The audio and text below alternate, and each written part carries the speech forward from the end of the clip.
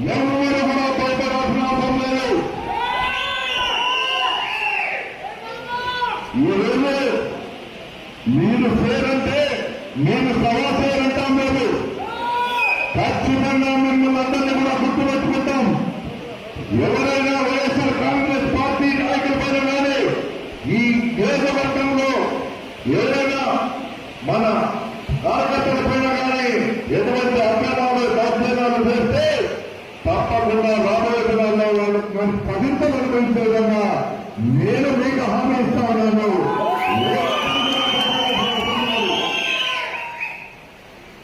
నేను ఒకటే చెప్తా ఉన్నా, మన ప్రాణం మన సర్వస్వం జగన్మోహన్ రెడ్డి గారిని ముఖ్యమంత్రి చేసుకోవడమే మన ధ్యేయం. ఆయన ముఖ్యమంత్రి చెప్పినా చెప్పకపోయినా ఎన్ని అడ్డు వచ్చినా కూడా ఇటువంటి తెలుగుదేశం పార్టీకి సంబంధించిన ఈ 2 రాజ్యాంగాలు ఇంకా 100 రాసినా కూడా ఏమీ మనల్ని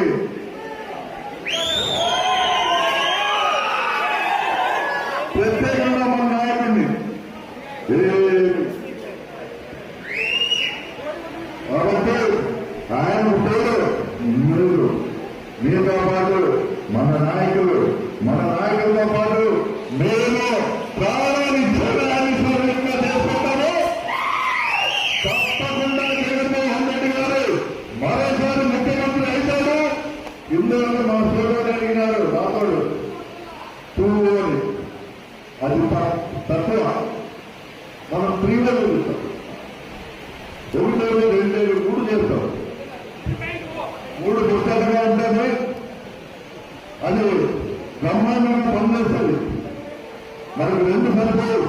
రాబోయే దినాల్లో ఈ నాయకులందరికీ గుర్తులు చెప్పాలంటే మళ్ళా రాబోయే దినాల్లో వీళ్ళందరూ జరిగినటువంటి కార్యక్రమాల వల్ల రేపు భవిష్యత్తులో మళ్ళా ఏదైనా పొరపాటు వల్ల మన పొరపాటు వల్ల ఆ పార్టీ అధికారంలోకి వస్తే ఇటువంటి కార్యక్రమాలను చేస్తే ఏ విధంగా పరిణామాలు ఉంటాయని అందరూ కూడా తెలుసుకోవాల్సిన అవసరం ఎంతైనా ఉంది. నేను ఎంతో చెప్తాను, ఈరోజు అన్ని గ్రామాలకు చెందిన వారికి సంబంధించిన చాలా మంది నాయకులు, కార్యకర్తలు, అభిమానులు అందరూ వచ్చినారు. మన వార్డు కమిటీలు, గ్రామ కమిటీలు కూడా పనులని వేసుకోవాలా. నిజమైన కార్యకర్త ఏదైతే మన నుంచి ఆ రోజు నక్కుపోయింది డబ్బులు సంపాదించుకొని మన పేరు మొత్తం పెట్టుకొని సంపాదించుకునే నాయకులు